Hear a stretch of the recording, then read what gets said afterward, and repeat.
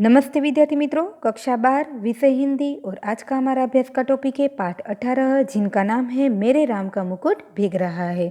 तो इस पाठ का साहित्य प्रकार है निबंध और इनके लेखक है विद्यानिवास मिश्र जी। इन दोनों प्रश्नों को जानना जरूरी है क्योंकि हमें 1 मार्क्स के प्रश्न में पूछा जाता है कि इस पाठ के लेखक या तो कवि कौन है या तो इनका साहित्य प्रकार कौन सा है। तो इस पाठ के लेखक है विद्यानिवास मिश्र जी और इस पाठ का साहित्य प्रकार है निबंध। इस पाठ की समझूती से पहले एक बात करें तो यह पाठ थोड़ा लंबा और कठिन होने की वजह से इनको कई पार्ट में विभाजित किया गया है। आप जब भी इस पाठ को समझ रहे हैं तो इनके जितने भी पार्ट हैं उनको देखकर इस पाठ की समझूती प्राप्त करेंगे। अब बात करते हैं इस पाठ के लेखक के परिचय की। तो आप यहाँ उनकी एक फ़ोटो भी देख सकते हैं, वे हैं विद्यानिवास मिश्र जी। उनका थोड़ा परिचय देखिए तो विद्यानिवास मिश्र जी का जन्म 28 जनवरी 1925 को उत्तर प्रदेश के गोरखपुर जिले के पकड़हीरा गांव में हुआ था। वाराणसी गोरखपुर में उन्होंने अपनी शिक्षा प्राप्त की है। तो हिंदी के मूर्धन्य साहित्यकार ने अमेरिका वॉशिंगटन में अध्यापक के रूप में भी वे रहे हैं। मध्य प्रदेश प्रशासन में सूचना विभाग में कार्यरत रहने के बाद वे अध्यापन के क्षेत्र में भी 1968 से 1977 तक वाराणसी में अध्यापक रहे हैं। तो उन्होंने कुलपति के पद पर रहकर भी अपना कार्य किया हुआ है। अब बात करते हैं उनके साहित्य सर्जन की। तो स्वयं को ब्रह्मानंदन मानने वाले विद्यानिवास मिश्र जी हिंदी के प्रसिद्ध आलोचक यानी विवेचक और ललित निबंधकार के रूप में प्रसिद्ध हुए हैं। यहाँ इस बात को नोट करना जरूरी है क्योंकि कभी कभी 1 मार्क्स के प्रश्न में पूछा जाए कि यदि प्रसिद्ध विवेचक यानी आलोचक या तो ललित निबंधकार के रूप में कौन प्रसिद्ध है तो वे हैं हमारे विद्यानिवास मिश्र जी है। इसलिए आप क्या करेंगे, इस प्रश्न को नोट कर लेंगे और उनकी मिश्र जी के निबंधों का जो विषय हम देखें कौन कौन से रहे हैं तो वे है प्रकृति, लोक तत्व, बौद्धिकता, सृजनात्मकता, कल्पनाशीलता, काव्यात्मकता, भाषा की सृजनात्मकता एक साथ अंतर्ग्रंथित मिलती है। यह उनके निबंधों के कुछ विषय रहे हुए हैं। तो महाभारत का काव्यार्थ, भारतीय भाषा दर्शन की पीठिका, स्वरूप विमर्श उनके प्रसिद्ध निबंध संग्रह रहे हैं। तो गांधी का करुण रस हिंदी और हम, वाचिक कविता भोजपुरी साहित्य के सरोकार जैसी प्रसिद्ध रचनाएं भी उनसे हमें प्राप्त हुई है। तो कई पुरस्कारों से वे सम्मानित भी हुए हैं। अब उनके इस पाठ की बात करें तो उनका भारतीय संस्कृति के प्रति गहरा लगाव है। प्राचीन संस्कृति को आस्था में जोड़कर नवीन अर्थ प्रदान करने का वे प्रयास करते हैं। वे अपने निबंध के माध्यम से परंपराओं को आधुनिकता के साथ भी जोड़ते हैं। यहाँ हम बात करते हैं उनके इस पाठ की, मेरे राम का मुकुट भीग रहा है। इस शीर्षक को समझने का प्रयत्न करें तो विद्यानिवास मिश्र जी ने जीवन के एक अनुभव को यानी अपने निजी एक जीवन के प्रसंग को उन्होंने समझाया है। उनके एक प्रसंग की बात करते हुए प्रस्तुत पाठ में मिश्र जी ने मनुष्य की मनः स्थिति को बताया है। मनुष्य अनेक चिंताएं एवं समस्याओं से घिरे रहते हैं। उनके जीवन में अनेक चिंताएं एवं समस्याएं इतने घिर जाते हैं कि ना चैन से जाग सकते हैं ना चैन से सो सकते हैं।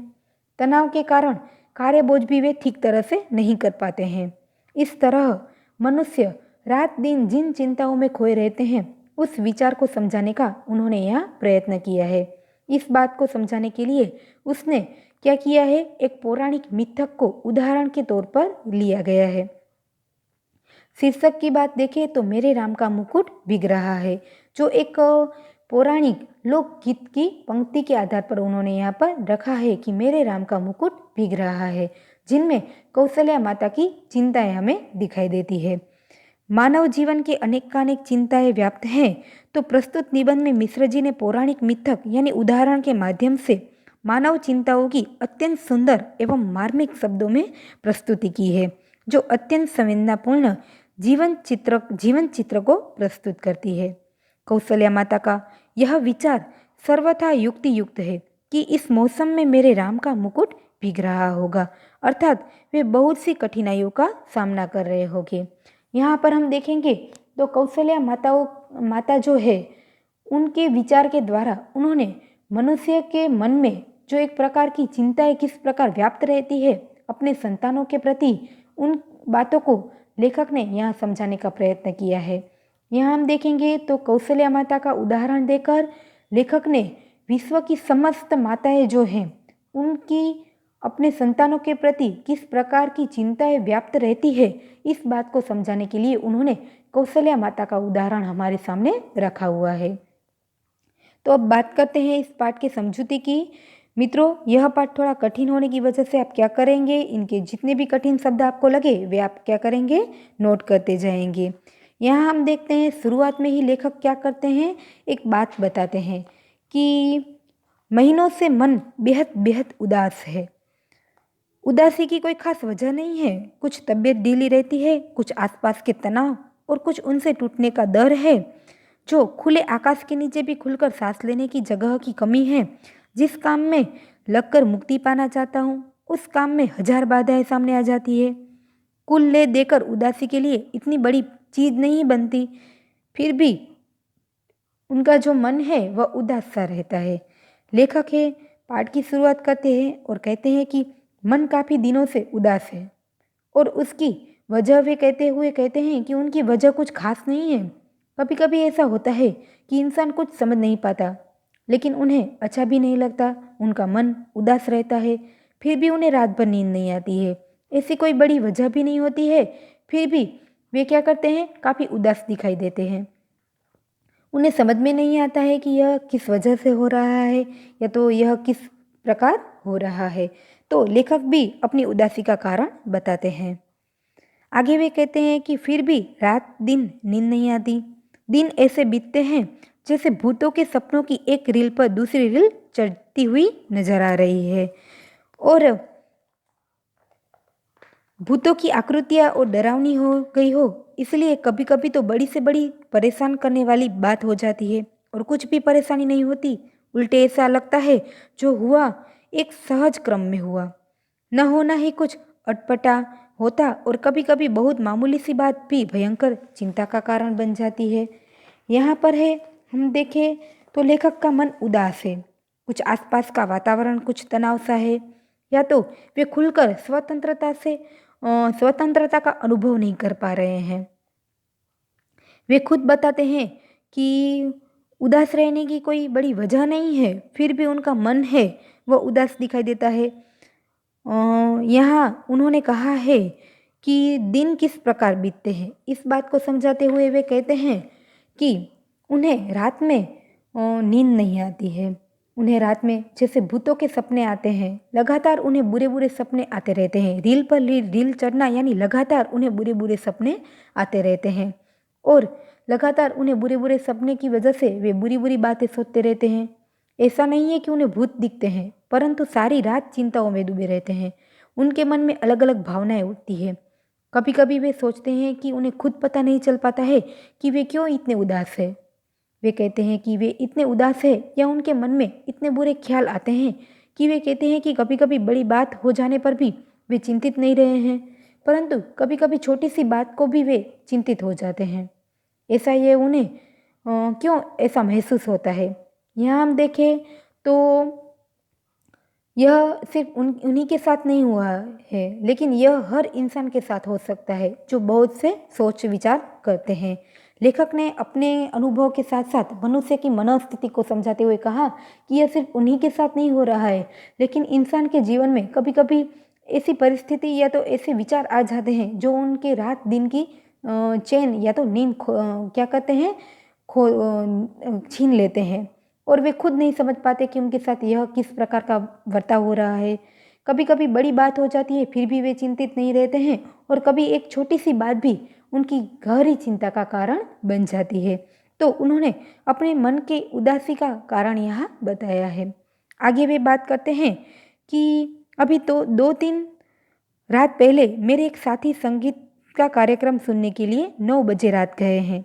साथ में जाने के लिए मेरे एक चिरंजीव यानी उनके पुत्र ने और एक मेहमान महानगरीय वातावरण में पली कन्या ने अनुमति मांगी है। शहरों की आज की असुरक्षित स्थिति का ध्यान करके इन दोनों को जाने तो नहीं देना चाहते थे, पर लड़कों का मन भी तो रखना होता है। कह दिया 1-1.5 घंटे सुनकर चले आना। यहाँ हम देखें तो लेखक का मन बहुत ही उदास था। 2 मार्क्स के प्रश्न भी में भी हमें पूछा जा सकता है कि लेखक को रात दिन नींद क्यों नहीं आती है, या तो लेखक के दिन कैसे बीतते थे।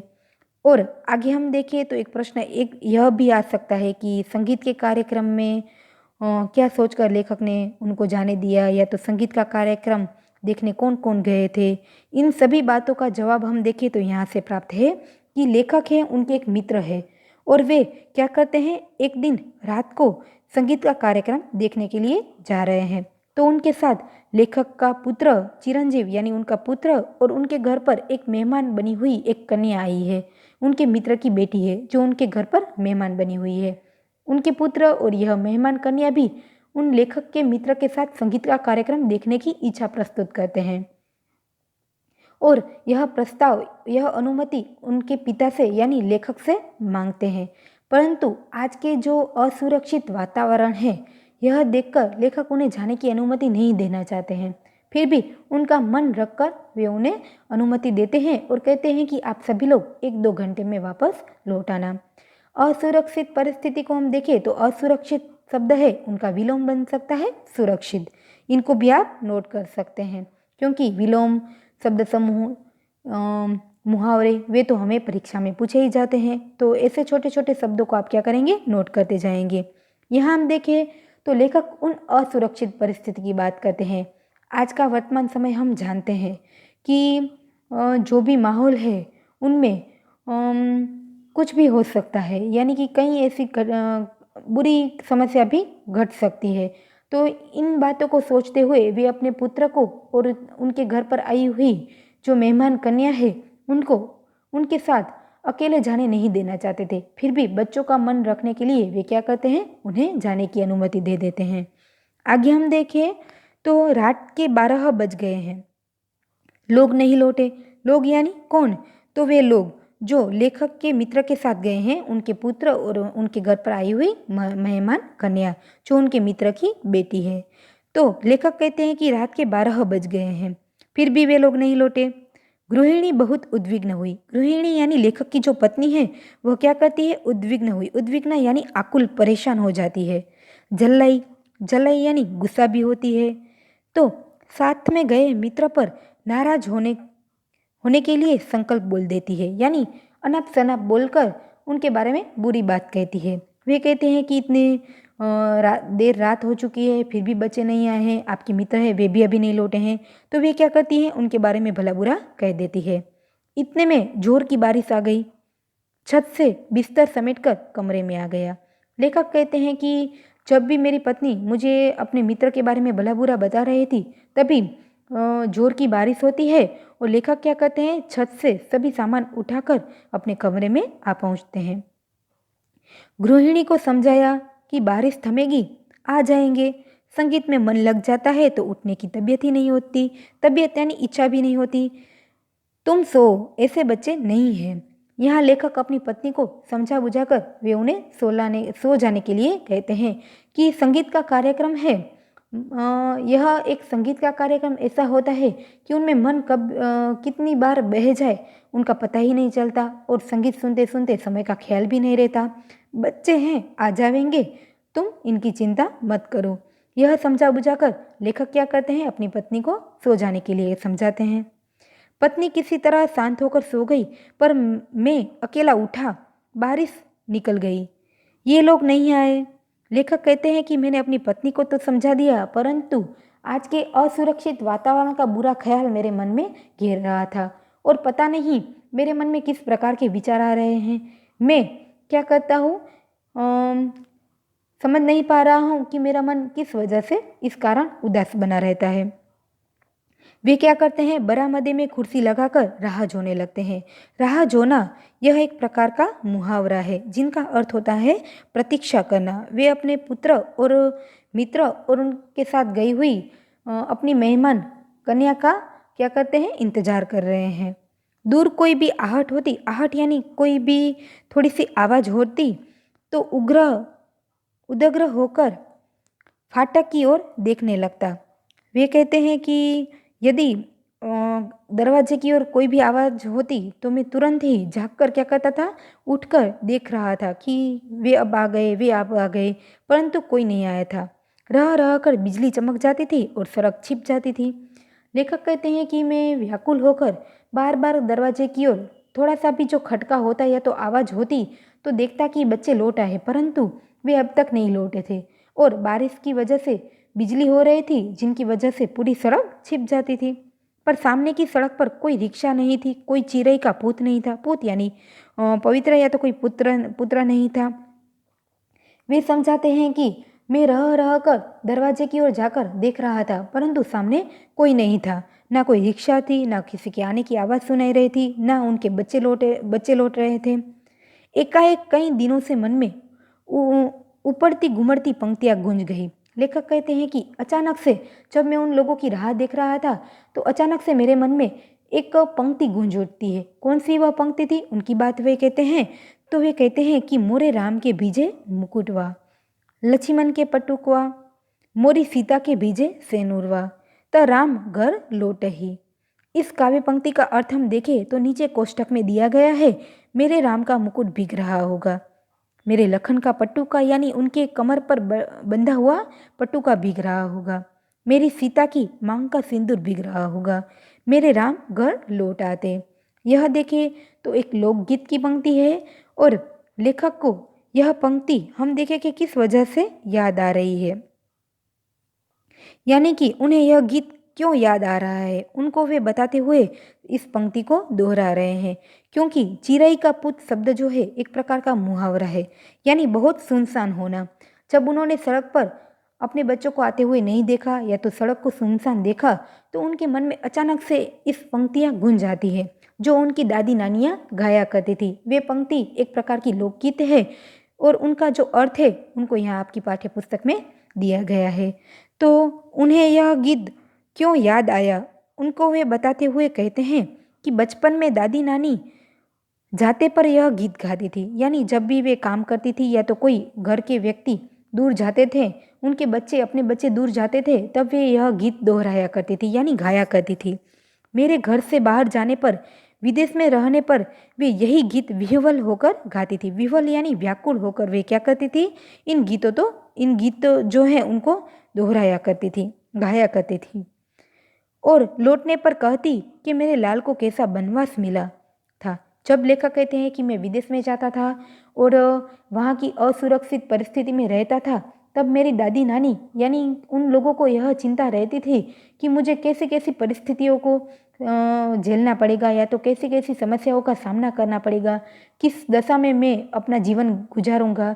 इन सारी बातों को सोचते सोचते वे क्या होती थी, व्याकुल हो जाती थी, चिंतित हो जाती थी।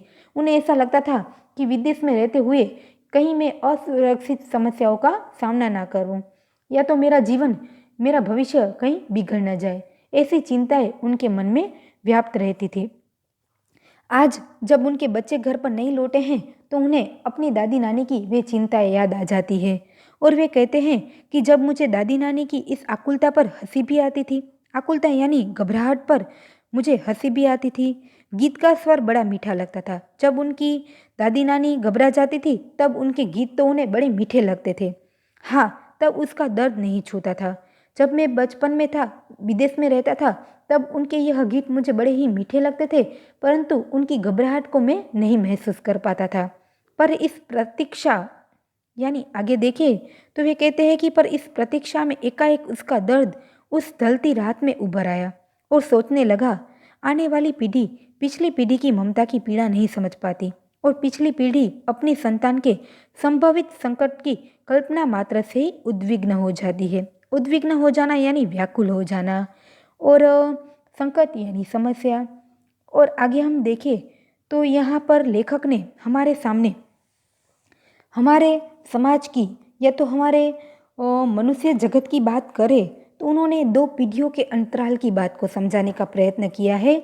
कौन सी दो पीढ़ी, तो हमारे जो वडील वर्ग है उनकी और जो उनके जो संतान है उनकी, दोनों पीढ़ियों के बीच के जो अंतराल की द्वंद्व है उनको समझाने का उन्होंने प्रयत्न किया है। और उनको समझाते हुए वे कहते हैं कि किस प्रकार जो पुरानी पीढ़ी है वे अपने संतान के आने वाले भविष्य की चिंता में उनके उनको समझ नहीं पाती है कि वे अब अपने जीवन में बड़े सशक्त हो चुके हैं, या तो बलशाली है या तो शक्तिशाली है, वे अपने आने वाला भविष्य खुद बना सकते हैं। इस बात को वे नहीं समझ पाते और उनके मन की जो भावनाएं हैं अपने बच्चों के प्रति, उनको आने वाली पीढ़ी नहीं समझ पाती कि वे उनके बारे में क्या सोचते होंगे। तो इन दोनों के बीच की जो अंतराल द्वंद्वता है उनको समझाने के लिए लेखक ने यहाँ पर बात की हुई है, और वे हमारे समाज की इस कठोर परिस्थिति को, यानी इन मनुष्य की जो आंतरिक भावनाएं हैं उनको समझाने का प्रयत्न किया है। इसलिए वे कहते हैं कि आज अचानक से मेरे मन में उस दादी नानी की जब जो पंक्तियाँ याद आ जाती है, और जब मैं अपने बच्चों की प्रतीक्षा कर रहा हूँ तब उनके मन की दर्द की बात को मैं महसूस कर पाता हूँ। वे कहते हैं कि आने वाली पीढ़ी पिछली पीढ़ी की ममता की पीड़ा नहीं समझ पाती, क्योंकि जो हमारे वडील लोग हैं वे क्या करते हैं, अपने संतानों के बारे में सोचते रहते हैं, उन्हें कहीं किसी भी प्रकार का कष्ट ना हो इस बारे में सोचते रहते हैं, और इसी प्रयत्न में वे लगे रहते हैं। और पिछली पीढ़ी क्या करती है, अपनी संतान की संभवित संकट की कल्पना मात्र से उद्विग्न हो जाती है। वे सोचते हैं कि यदि उनके संतानों को किसी भी प्रकार का कोई संकट ना आ जाए, इसलिए वे हमेशा चिंतित रहते हैं। और उनके मन में यह प्रतीति भी नहीं होती है कि अब उनके संतान बड़े हो चुके हैं, बड़ा से बड़ा संकट भी झेल सकते हैं, यानी कि बड़े से बड़े संकट को वे दूर कर सकते हैं, इतने बड़े शक्तिशाली हो चुके हैं। फिर भी बार बार मन को समझाने की कोशिश करता है कि यदि मेरे संतान बड़े हो चुके हैं, वे अपनी समस्या खुद लड़ सकते हैं, फिर भी वे उनके मन को उदास बनाए रहते हैं। और वे कहते हैं कि आने वाली पीढ़ी जो होती है वे भी अपने वडील लोगों की मन की भावनाओं को नहीं समझेंगे। तो इन सभी विचारों को मन में रहते रहते हुए भी वे कहते हैं कि बार बार मन को समझाने की कोशिश करता कि लड़की दिल्ली विश्वविद्यालय के एक कॉलेज में पढ़ाती है, लड़का संकट बोर्ड की कविता लिखता है, पर लड़की का ख्याल आते ही दुश्चिंता हो जाती है। लेखक यहाँ बताते हैं कि ऐसा नहीं है कि बच्चे छोटे हैं, उनके घर पर अपने मित्र की बेटी है, वह महानगरीय वातावरण में पली हुई है, यानी वह शहर में रहती है, सारे माहौल को जानती है, आज की परिस्थिति को समझती है, क्योंकि वे कॉलेज में पढ़ाती है, इसलिए वह कोई छोटी लड़की नहीं है कि वह कोई बात समझ ना सके। और उनका पुत्र भी अच्छी सारी खासी कविताएं भी लिखता है। तो बच्चे बड़े हैं, फिर भी लेखक के मन में उनके प्रति एक प्रकार की चिंता है, और उनका मन क्या करता है, दुश्चिंता में चला जाता है। दुश्चिंता यानी बहुत ही बड़ी चिंता में, गहरी चिंता में उनका मन खो जाता है। उनका कारण क्या है, तो आज यहाँ लेखक ने हमें एक बात और सोचने के लिए बाध्य किया है कि आज हम जानते हैं कि हमारा देश स्वतंत्र हो चुका है, यानी हमें आज़ादी भी मिल चुकी है, फिर भी स्त्रियों की सुरक्षा की एक बात आती है तो आज भी स्त्रियां उतनी सुरक्षित नहीं हैं। आज भी ऐसे बड़े बड़े शहर हैं जहां पर बड़ी रात के कारण, यानी 9 बजे के बाद लंबी रात में कोई भी स्त्री आज सुरक्षित नज़र नहीं आती है। इन परिस्थितियों को देखते हुए लेखक का मन है वह उदास हो जाता है, और वे हमें कहते हैं कि मनुष्य को भी एक गहरे विचार की ओर ले जाते हैं, और कहते हैं कि आज हमारा देश आज़ाद हो चुका है, फिर भी हम देखें तो रात के समय में भी आज स्त्रियाँ इतनी भी सुरक्षित नहीं हैं। उनकी सुरक्षा की एक प्रकार की चिंताएं लगी रहती हैं। आज के कई ऐसे माँ बाप हैं जो अपनी लड़कियों के बारे में सोचे तो उन्हें उनकी सुरक्षा की पहले सोच में, उन्हें गहरे सोच में डाल देते हैं, उनकी सुरक्षा का उन्हें पहले ही विचार आता है। इसलिए वे यहाँ पर लेखक कहते हैं कि आज उनके घर पर आई हुई जो लड़की है वो उनकी मेहमान बनकर आई है, कहीं उनके साथ कोई ऊंच नीच का कोई भेदभाव ना हो जाए, उनके साथ कोई ऐसी खराब घटना उनके साथ न घट जाए, इसलिए उनके बारे में चिंता करते हुए उनका मन बहुत ही उदास है और वे गहरी चिंता में डूब जाते हैं। इस बात को समझाते हुए वे कहते हैं कि पर लड़की का ख्याल आते ही दुश्चिंता होती है। गली में जाने कैसे तत्व रहते हैं, तत्व यानी खराब वृत्ति के लोग रहते हैं। लौटते समय कहीं कुछ न हो गया हो और अपने भीतर अनायास यानी अचानक से ही अपराधी होने का भाव जाग उठता है। अपराधी यानी मैंने खुद लापरवाही की है ऐसा भाव जाग उठता है। मुझे रोकना चाहिए था या कोई व्यवस्था करनी चाहिए थी। पराई लड़की है और लड़की तो हर एक पराई होती है। धोबी की मुठ्ठी की तरह घाट पर खुले आकाश में कितने दिन फहराएगी। अंत में उसे गृहिणी बनकर ही जाना है। पर घर आई कहीं कुछ हो न जाए। यहाँ लेखक है अपने पुत्र की चिंता के बजाय भी वे क्या करते हैं, उस उनके घर पर आई हुई मेहमान की चिंता करते हैं। और वे एक लड़की है। लड़की कई माँ बाप हैं, यानी कि हर माँ बाप है वे अपनी बच्ची की यानी कि अपनी लड़की की, अपनी बेटी की सुरक्षा का ख्याल उनके मन में आ सकता है। वह एक स्वाभाविक वृत्ति है। तो लेखक भी कहते हैं कि आज के समय में हम देखें तो गलियों में यानी जो शहरों में कई ऐसे तत्व हमें दिखाई देते हैं, यानी कई ऐसे बुरे ख्याल वाले लोग दिखाई देते हैं। उनके मन में एक विचार आता है कि उन महानगरीय वातावरण में पली हुई कन्या अपनी ओर से संपूर्ण रीत से वह देखे तो सक्षम भी है, शक्तिशाली भी है, समझदार ही है, वे जानती भी है। फिर भी लेखक के मन में उनके प्रति एक प्रकार की चिंता व्याप्त है कि वे आज मेरे घर पर मेहमान बनकर आई है। वापस लौटते समय न उनके साथ कोई ऐसी घटना हो जाए जो लेखक को किसी के सामने मुंह दिखाना भी क्या हो जाए, बहुत ही बड़ा अपराध हो जाए। वे अपने आप को अपराधी मानते हैं कि वे अपने आप को लापरवाही कहते हैं कि यदि उन्हें जाना ही देना था तो उनकी एक प्रकार की कहीं व्यवस्था कर देनी चाहिए थी। मैंने उन्हें जाने दिया, यही मेरा अपराध है, यह मेरा गुनाह है। मुझे उन्हें अकेले इस प्रकार जाने नहीं देना चाहिए था। उनकी सुरक्षा की देखभाल करके हुए उन्हें कई प्रकार की व्यवस्था करके उन्हें जाने की परवानगी देनी चाहिए थी। यहाँ हम देखें तो लेखक के मन में कई प्रकार के ऐसे विचार है जो एक तूफान की तरह उनके मन में आते जाते रहते हैं और वे गहरी चिंता में डूबते जाते हैं। वे चाहते थे कि उन्होंने अनुमति तो दे दी, परंतु यदि वे चाहते तो उन लड़की की सुरक्षा कई तरह से वे कर सकते थे, यानी कि उनकी कई इस प्रकार की व्यवस्था कर सकते थे जहाँ पर वे मेहमान सुरक्षित रह सकते थे। तो लेखक उन्हें अनुमति तो दे देते हैं, परंतु वे अपने इस लापरवाही पर अपने आप को ही कोसते रहते हैं। आगे हम बात करें तो इस बात को, अपने मन में उठ रही इस दुश्चिंता की बात को समझाते हुए वे क्या करते हैं, यहाँ एक पौराणिक कथा जो है उनमें एक कौशल्या माता का उदाहरण लेकर इस संसार की समस्त जो माताएं हैं उनके मन में जो भी उनके संतान है वे उनसे दूर रहते हैं, उनके बारे में वे बताते हुए कहते हैं कि जो भी माताएं हैं उनके संतान उनसे कहीं पर भी दूर है, चाहे वे पढ़ने गए हो विदेश में, चाहे वे विदेश में रहते हो, चाहे उनसे कहीं पर भी दूर हो, फिर भी सब माताएं हैं वो किस प्रकार की चिंताएं अपने मन में लेकर फिरती है, उनकी बात को समझाने के लिए उन्होंने यहाँ पर कौशल्या माता का उदाहरण लिया है। और वे समझाते हुए कहते हैं कि जिस प्रकार राम को वनवास मिला था, तो जब राम वनवास गए उनके साथ सीता और लक्ष्मण भी गए, तो उनके संतान के प्रति कौशल्या माता के मन में किस प्रकार की चिंताएं व्याप्त रहती थी, इस बात को समझाते हैं और कहते हैं कि मन फिर घूम गया कौशल्या की ओर, लाखों करोड़ों कौशल्या की ओर, और लाखों करोड़ों कौशल्या के द्वारा मुखरित यानी उनके सामने एक अनाम अरूप यानी अप्रसिद्ध यानी जिनको पहचानते नहीं है ऐसी एक स्त्री की ओर। इन सब के राम वन में निर्वासित है। निर्वासित यानी जिन्हें देश काल का दंड मिला हो, देश निकाल का दंड मिला हो। यह हमारा एक शब्द समूह के लिए भी शब्द हो सकता है। तो वे कहते हैं कि मुखरित यानी उनके सामने, अनाम अरूप यानी किसी भी आकृति उनके सामने नहीं है ऐसी कौशल्या की ओर। जो उनके सामने आज कौशल्या नहीं है, फिर भी उनके सामने एक ऐसी स्त्री की चिंता व्यक्त है जिनको वे बताते हैं। और निर्वासित यानी जिन्हें देश काल का एक प्रकार का जो दंड मिला है, वह ये हमारा एक प्रकार का क्या है, शब्द समूह के लिए भी एक शब्द है।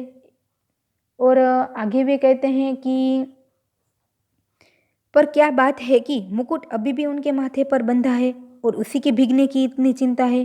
क्या बात है कि आज भी काशी की रामलीला आरंभ होने के पूर्व एक निश्चित मुहूर्त में मुकुट की ही पूजा सबसे पहले की जाती है। क्या बात है कि तुलसीदास ने कानन यानी यहाँ पर वन या तो घर सत अवध समान माना है, अवध यानी अयोध्या समान माना है। कहा और चित्रकूट में ही पहुंचने पर उन्हें कली की कुटिल कुचाल दिख पड़ती है। कली की कुटिल कुचाल को हम यहाँ देखें, उनका अर्थ है कपटी यानी खराब परिस्थिति का उन्हें सामना दिख रहा है। क्या बात है कि आज भी वनवासी धनुर्धर राम, धनुर्धर यानी जिसने धनुष धारण किया है, ऐसे राम लोकमानस के राजा राम बने हुए हैं। कहीं ना कहीं इन सब के बीच एक संगति होनी चाहिए, यानी संगति होना यानी कोई ना कोई एक प्रकार का मत होना चाहिए। यहाँ लेखक कौशल्या माता की बात करते हैं कि जब हम देखते हैं कि रामायण की स्टोरी आप जानते होंगे कि जब कैकेयी ने राम को वनवास दिया था, तो जब राम वनवास जाते हैं तो कौशल्या माता के मन में किस प्रकार की चिंताएं व्याप्त रहती है, और ऐसी चिंता जिन्हें राम को राज्याभिषेक मिलने वाला था, यानी राजा का पद मिलने वाला था, और वे क्या कहते हैं इन सभी राज्यावेश को त्याग कर, राज्य को त्याग कर वे वनवास चले जाते हैं। तो वहाँ उन्हें किन किन प्रकार की समस्याओं का सामना करना पड़ा होगा, इस बात को सोचते सोचते जो कौशल्या माता है वह किस प्रकार की चिंता व्यक्त करती है, उनको समझाने के लिए यहाँ लेखक ने उनका उदाहरण दिया है।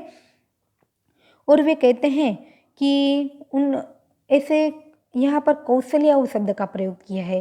कौशल्याओं यह व्यक्तिवाचक संज्ञा ना होकर हमारे सामने एक जातिवाचक संज्ञा के रूप में आती है। कौशल्या माता का उदाहरण देकर लेखक ने विश्व की समस्त माताओं का यह उदाहरण दिया है। और वे कहते हैं कि मन फिर घूम गया कौशल्या की ओर। लेखक जब अपने बच्चों की प्रतीक्षा कर रहे थे, उनकी राह देख रहे थे, तब उनका मन फिर क्या करता है, अपने उन पुराने विचारों की ओर खो जाते हैं। कैसे पुराने विचार? कौशल्या की ओर खो जाते हैं और देखते हैं कि लाखों करोड़ों कौशल्या की ओर, लाखों करोड़ों कौशल्याओं के द्वारा मुखरित एक अनाम अरूप कौशल्या की ओर। आज उनके सामने एक अदृश्य, एक ऐसी स्त्री का आकृति उनके सामने आती है जो अपने संतान के प्रति चिंतित है। इन सब के राम वन में निर्वासित है। उन सब माताएं के जो पुत्र है वे वन में निर्वासित है, यानी वन में घूम रहे हैं। पर क्या बात है कि मुकुट आज भी उनके मन में बंधा हुआ है। यहाँ पर एक मुकुट की बात की जा रही है। मुकुट है वह एक प्रतिष्ठा का प्रतीक है। राम है, उन्हें जब राजा का पद दिया जा रहा था तब उनके मुकुट की प्रतिष्ठा की जा रही थी, यानी उनके मुकुट की बात करें तो उनके मुकुट जो है वह एक प्रतिष्ठा का प्रतीक है। राम चाहे कोई भी परिस्थिति से गुजरे, परंतु उनका जो मुकुट है उनके प्रति लोगों के मन में एक प्रकार का विश्वास है। यानी लोग क्या करते हैं, राम तो वन में चले गए थे लेकिन लोगों के मन में आज भी राम राजा के रूप में उनके सामने हैं। जो भी अयोध्यावासी लोग हैं, उन जो भी लोकमानस है, यानी आज की परिस्थिति में भी हम देखें तो लोगों के मन में राम आज भी राजा के रूप में हमें दिखाई देते हैं। तो उनका जो मुकुट है, उनकी जो प्रतिष्ठा है, आज भी लोगों के मन में वैसे ही बरकरार है। तो उनकी जो प्रतिष्ठा है, राम का जो पद है, यानी कि जो राजा का पद है, वह लोगों के मन से न उतर जाए, इसलिए आज भी मुकुट का इतना महत्व है। और हम देखें तो काशी जैसे शहर में भी आज जब रामलीला का जो नाटक रचा जाता है या तो रामलीला आरंभ होती है, उनमें भी मुकुट की ही सबसे पहले क्या होती है, पूजा की जाती है। यानी जो राजा है उनके पद के प्रतिष्ठा की क्या होती है, पूजा की जाती है। आज भी लोकमानस के मन में राम को राजा के रूप में क्या किया जाता है, पूजा जाता है, या तो उनके मुकुट की पूजा की जाती है। तो यहाँ पर हम देखें तो लेखक ने उन हर माता के पुत्र की चिंता व्यक्त दिखाई देती है और उनके पुत्र के भविष्य में उनकी कहीं भी आबरू या तो उनकी जो प्रतिष्ठा है वह कहीं भी कलंकित न हो पाए, इस बात की चिंता लेखक यहाँ पर व्यक्त करते हैं। इसलिए उन्होंने समझाया है कि उनका मन फिर घूम जाता है दूसरी सोच में। उनका मन हजार लाखों कौशल्या की ओर घूम जाता है। हजारों लाखों कौशल्या किनको कहा गया है, हजारों माताओं को, विश्व की समस्त माताओं को जिनकी संतान उनसे दूर रहती है, वन में निवास करती है, यानी उनसे दूर रहते हैं। तब उनके मन में उनकी व्यथा उनको सता रही है। उनके मन में कई प्रश्न उठ रहे हैं और वे सोचते हैं कि अगर श्री राम को वनवास मिल गया तो उनके माथे पर मुकुट कैसे? यदि उनको वन में ही निवास करना है तो उनके मुकुट की पूजा क्यों? कैसे लोग सोचते हैं कि सभी उनके माथे पर मुकुट है और उनके मुकुट के भीगने की इतनी चिंता क्यों है? क्या बात है कि काशी में भी आज रामलीला के आरंभ से पहले एक निश्चित मुहूर्त में मुकुट की पूजा सबसे पहले की जाती है?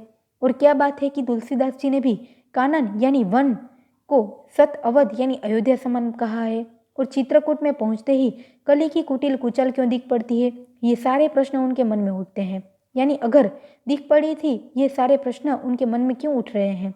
यानी अगर श्री राम वनवास में थे तो उनके सिर पर मुकुट की कैसे लोग कल्पना करते हैं, और राम को छोड़ के उनके मुकुट की पूजा पहले क्यों की जा रही है? या तो तुलसीदास जी वन को अवध समान क्यों बता रहे हैं? और ये सारे प्रश्न उनके मन में उठ रहे हैं। वे कहते हैं कि इन सब के बीच कुछ ना कुछ तो संबंध होना चाहिए। यहाँ हम देखें तो पूरे पैराग्राफ में लेखक ने राम और कौशल्या माता की चिंता में विश्व की समस्त माता के मन में उनके संतान की आबरू की चिंता दिखाई देती है।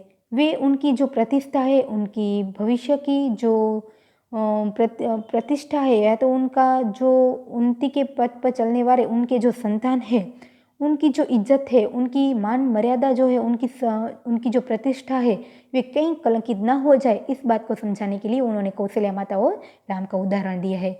और हम देखें तो तुलसीदास जी ने भी वन में घूम रहे राम के मुकुट की चिंता यहाँ दिखाई दी है, और वे कानन यानी वन को अयोध्या समान बताते हैं। राम जहाँ जहाँ पर वन पर गुजरे हैं, वे वहाँ पर किस हालत में होंगे, इस बात की चिंता यहाँ समझाई है। तो आगे वे कहते हैं कि अभिषेक की बात चली, मन में अभिषेक हो गया, और मन में राम के साथ साथ राम के मुकुट प्रतिष्ठित हो गया।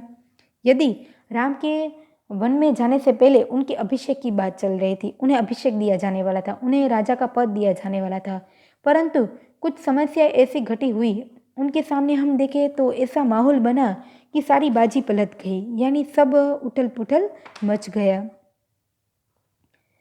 यहाँ हम देखें तो कौशल्या को राम के निर्वासन के होने वाला जो कष्ट सहना पड़ा था, उनकी भी बात करते हैं। जीवन में कभी ऐसी स्थिति उत्पन्न हो जाती है कि होना कुछ और होता है और अंत समय में कुछ और हो जाता है।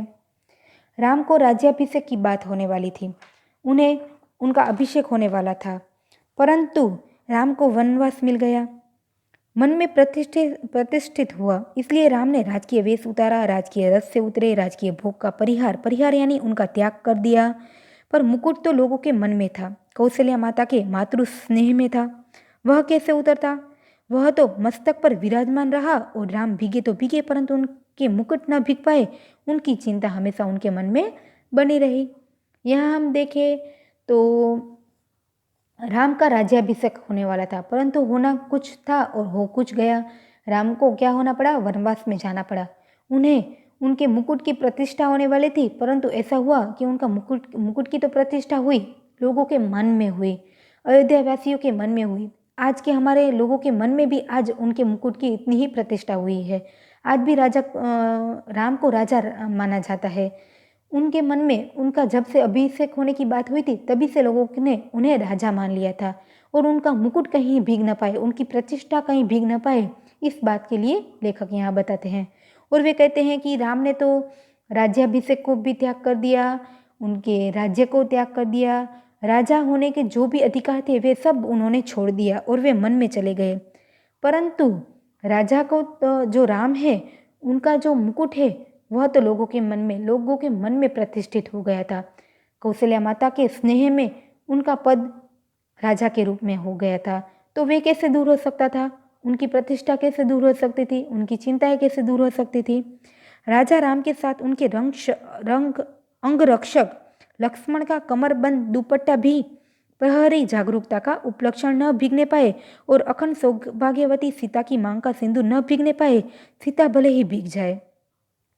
यहाँ हम देखें तो एक शब्द आपके सामने है कि प्रहरी की जागरूकता का उपलक्षण। प्रहरी यानी एक प्रकार से हम देखें तो उनका अर्थ क्या हो सकता है?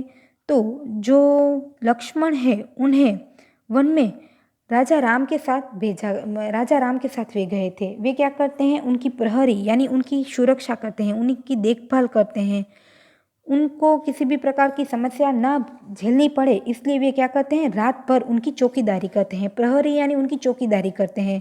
उपलक्षण यानी उनका प्रमाण है, उनकी जागरूकता का प्रमाण है। आप लोगों ने भी सुना होगा कि जब भी राम वन में थे, तब लक्ष्मण क्या करते थे? पूरी रात जाग कर उनकी चौकीदारी करते थे, ताकि राम को किसी भी प्रकार की समस्या का सामना ना करना पड़े। तो यहाँ पर उनकी चौकीदारी जो है, उनका कमर पर बंधा हुआ जो दुपट्टा है वे उनकी चौकीदारी यानी उनकी जागरूकता का एक प्रमाण साबित करते हैं। तो उनके साथ गई हुई सीता जो है वे उनकी सौभाग्यवती है, यानी वे भी कहीं कलंकित न हो जाए। उनकी बात यहाँ पर राम लक्ष्मण और सीता की बात पर वे कहते हुए कहते हैं कि तमाम समस्त माताएं हैं उनकी संतान कहीं कलंकित न हो जाए। इस बात को समझाते हुए वे कहते हैं कि राम को वनवास हो गया था, परंतु लोगों ने तो मन से ही राम का अभिषेक कर लिया था और इसीलिए मुकुट उनके सर पर आज भी है, आज भी बना हुआ है। उनकी वे कल्पना करते थे और इसलिए कहते हैं कि जैसे मुकुट सम्मान को इंगित किया गया है, इसलिए वे राम भले ही भीग जाए, परंतु मुकुट क्या है? प्रतिष्ठा है, राम की प्रतिष्ठा है, उनकी इज्जत है, इसलिए उनका मुकुट न भीग पाए, उनकी जो प्रतिष्ठा है वो न भीग पाए। वे कहते हैं कि कौशल्या का जो मातृ स्नेह है वे कहीं कलंकित न हो जाए। वे तो मन से ही श्री राम को राजा मान बैठी है, अभी भी वे उनके मस्तक पर मुकुट की विराजमान देखती है। वे कहते हैं कि राम की रक्षा के लिए लक्ष्मण का जो जागना अनिवार्य था, इसलिए वे आगे कहते हैं कि लक्ष्मण भीगे तो भीगे, लेकिन लक्ष्मण का जो कमरबंद का दुपट्टा है यानी उनकी जो जागने की पहरी चौकीदारी है वह कहीं भीग ना पाए, क्योंकि उनकी कमर पर बंधा पट्टा राम की रक्षा के लिए प्रयुक्त है। और इसी प्रकार गीत में कहा गया है कि सीता भले ही भीग जाए, पर उनकी मांग का जो सिंदूर है वह कहीं भीग न जाए, क्योंकि वह अखंड सौभाग्य का प्रतीक है। यहाँ राम, सीता और लक्ष्मण का उदाहरण देकर संतान की जो कलंकित की भावना है वे कहीं कलंकित न हो जाए, इन बात को समझाया है। आगे वे कहते हैं कि कितनी अयोध्याएं बसी है, मुकुट, दुपट्टे और सिंदूर के भीगने की आशंका अभी भी साल रही है। कितनी अयोध्याएं बसी है, उजड़ी है, पर निर्वासित राम की असली राजधानी जंगल का रास्ता अपने कांटों, कुसों, कंकड़ों, पत्थरों की वैसी ही ताजा चुभन लिए हुए बरकरार है, क्योंकि जिनका आसरा साधारण गवारजन आदमी भी लगा सकता है। वे राम तो सदा निर्वासित ही रहेंगे और उनके राजपाट को संभालने वाले भरत अयोध्या के समीप रहते हुए भी उनमें भी अधिक निर्वासित रहेंगे। निर्वासित ही नहीं बल्कि एक काल कोठरी में बंद जिलावतनी की तरह दिन बिताएंगे।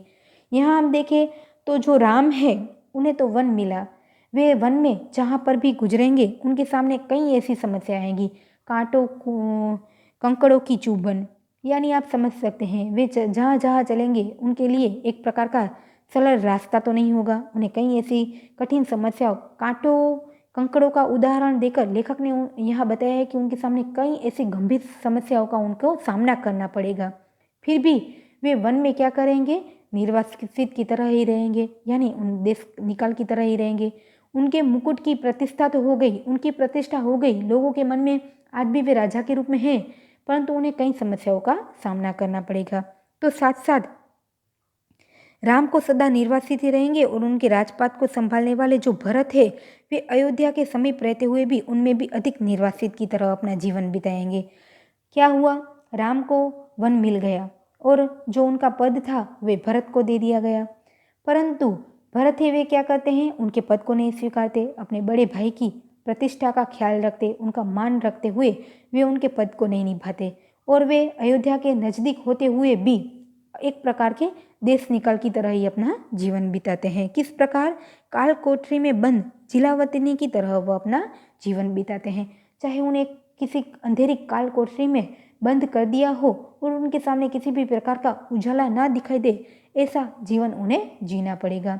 तो ऐसी गंभीर परिस्थितियों में जब राम, भरत, लक्ष्मण, सीता सब अपना जीवन व्यतीत कर रहे हैं, तो इन सभी माहौल को देखकर जिस प्रकार कौशल्या माता चिंतित रहती है कि उनके बच्चों को किस प्रकार का जीवन जीना पड़ रहा है, उन्हें कैसी समस्याओं का सामना करना पड़ रहा है, तो इन सभी समस्याओं से जिस प्रकार कौशल्या माता चिंतित है, उसी प्रकार लेखक ने उनका उदाहरण देकर समस्त विश्व की नारियों की चिंताओं को हमारे सामने रखा है कि उनके बच्चों को भी भविष्य में कैसे कैसे समस्याओं का सामना करना पड़ रहा होगा।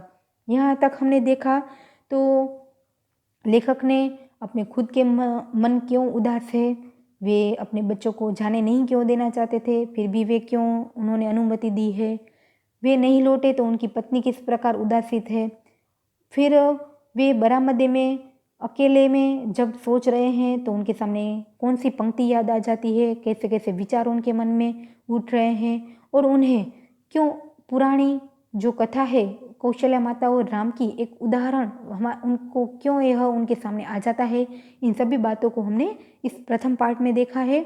आगे की जो बात है हम दूसरे पार्ट में देखेंगे। आशा है कि यहाँ जो भी कठिन शब्द है, जो भी कठिन बात है, आप लोगों ने उनको समझने का प्रयत्न किया होगा। यदि आप चाहे तो अपनी पाठ्य पुस्तक में एक बार और यह पाठ पढ़ सकते हैं। अब हम दूसरे पार्ट में उनकी जो आगे का जो पाठ है उनको समझेंगे। नमस्ते।